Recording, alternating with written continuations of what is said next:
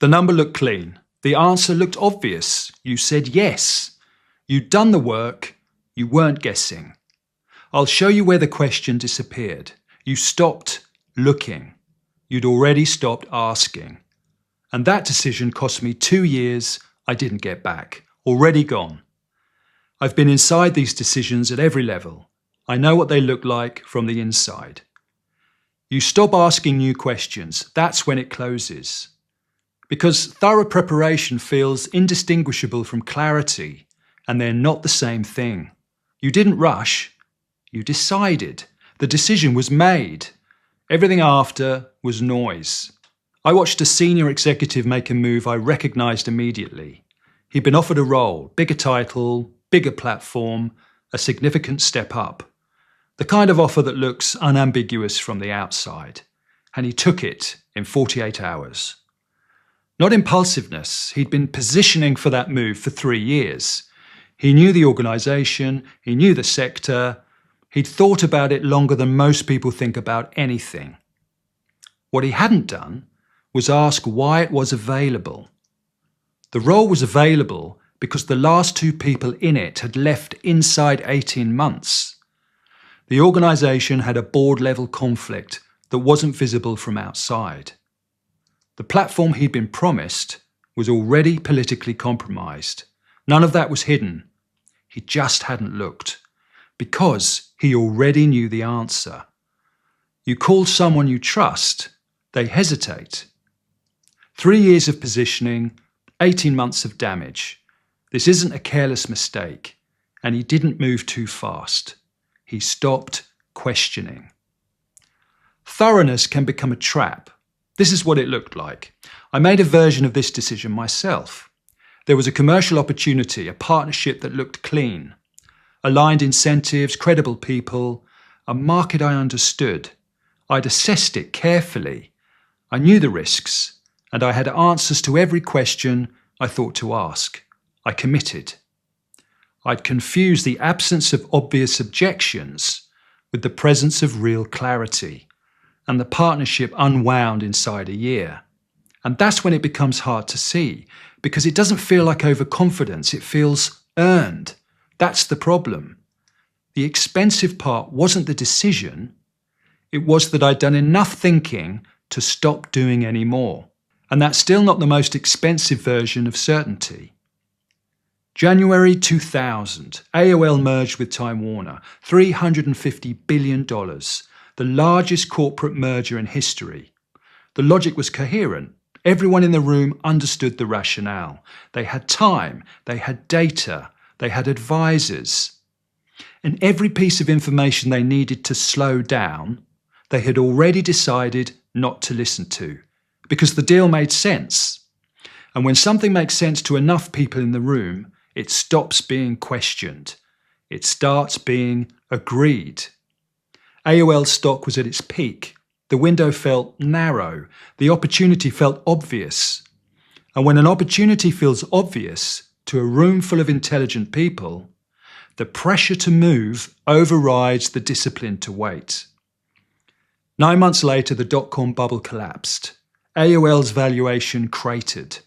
The merger destroyed more shareholder value than almost any transaction in corporate history. And these were not unintelligent people. They were certain people. And certainty in a room is contagious. It feels like consensus, but it functions like pressure. And you've done a smaller version of this. Urgency without new information is not a signal. It is pressure masquerading as one. There's a version of certainty that looks like conviction.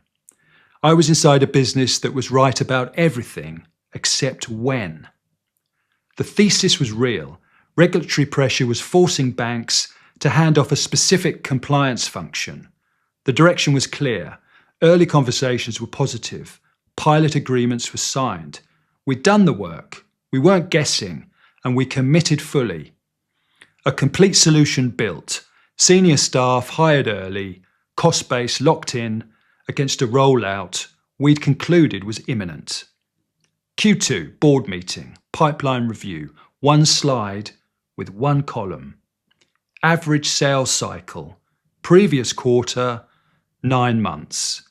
Current, 14 months. The CFO paused on it, 2 seconds, and said, "Conversion still strong. This is just enterprise drag." Nobody challenged it. The CEO moved the room forward immediately. Hiring plan pulled forward 1 quarter, product roadmap expanded to full enterprise readiness. The number stayed on the screen while the decision was made. Nobody asked why it had been moved from 9 to 14. And nobody asked whether 14 was the new baseline. Nobody asked what that did to cash runway. The data had changed, the narrative hadn't.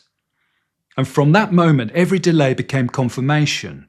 Every sales conversation that ran longer than expected was normal friction. Every decision that slowed the process was just how banks move. The pilots that should have been experiments were treated as validated demand. We were right about where the market was going.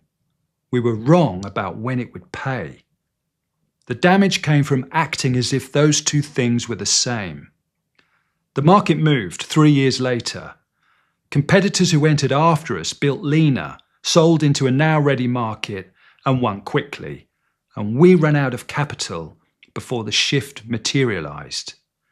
Not because the thesis was wrong, because the question stopped being asked the moment the number changed, and nobody said anything. This is what certainty looks like from the inside. The same mechanism runs in a hiring room. Final interview, senior hire. The CV was tier 1. Clean progression, strong references, fluent in the room. Decisive when pressed. The kind of candidate who makes the decision feel obvious before you've made it. But there was one signal that didn't quite land. When the conversation moved to execution detail, specific projects, specific numbers, what exactly he'd built and how, the answers shifted. Still fluent, but the granularity wasn't there. High-level clarity where the question was asking for operational depth. It was noticed. It wasn't pursued. The offer went out the same day, above what the role typically paid. 6 weeks later, the first operational signal arrived. Project update in a review meeting. Status on track. Detail thin. Everything delegated, nothing owned. Reports polished, but the substance didn't match the surface. The pattern in the interview was the same pattern in the role. It had been visible before the decision was made. The certainty wasn't in the data, it was in the pedigree. Tier 1 firms, strong references, fluent delivery. That combination produced a conclusion, and the conclusion stopped the questioning.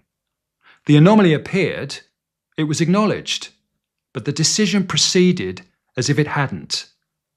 Replacement took 7 months.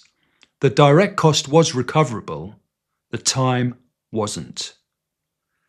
Certainty from pedigree suppressed the one question that would have changed the outcome. Not a difficult question, not an aggressive one, just the next one. Nothing dramatic happens at the moment of decision. That's the problem. The cost doesn't arrive when you commit. It arrives later, when the thing you were certain about turns out to be something you missed. And by then, the role is taken, the capital is deployed, the partnership is signed, the platform is built. The hire is already in the post. And before you tell yourself your situation was different, the mechanism doesn't care about the sector, the level, or the stakes. It runs the same way. The decision felt right because you'd thought about it. That's not protection. That's the condition under which the expensive ones get made. Freedom of choice doesn't disappear in one moment. It closes quietly, one decision at a time. And by the time you see it, this is what changed it. I stopped asking whether I'd thought enough. I started asking what would have to be true for me to be wrong. and those are different questions. Preparation answers the first, but discipline answers the second. Nothing about being thorough was going to answer the second question. That requires sitting with discomfort long enough to find the objection you haven't named yet. Not longer analysis, a different kind. This is where most people try to fix it. Certainty closes the loop before the loop is finished. Thorough preparation produces confidence, and confidence reduces tolerance for new information. Reduced tolerance means the decision gets made on what you already knew. The system rewards closure, not accuracy, and every confident decision sets a threshold. Below it, information doesn't register. Above it, you've already decided. Certainty doesn't show up as confidence. It shows up as questions not being asked at the point they should be forced. In Judo, there's a natural posture, shizen-tai, balanced, stable, correct. It feels like the right position. It is also the position from which you are most easily thrown. Not because you're weak, because you've stopped adjusting. The professional who has done the analysis, stress-tested the options, and arrived at certainty is in shizen-tai, balanced, comfortable, but already off balance. The throw doesn't happen when you move. It happened when you stopped questioning. The quality of a decision is not determined by how long you thought about it. It's determined by whether you asked what would have to be true for you to be wrong, and sat with that question long enough to find an answer that surprised you. Year 1, the decision felt right. You were thorough. Year 3, the cost is visible. The thoroughness is not a defence. Year 5, you understand that the thinking and the deciding are different disciplines. Most people never separate them. Year 7, the options you had at Year 3 are gone. You kept deciding the same way. The expensive decisions don't announce themselves.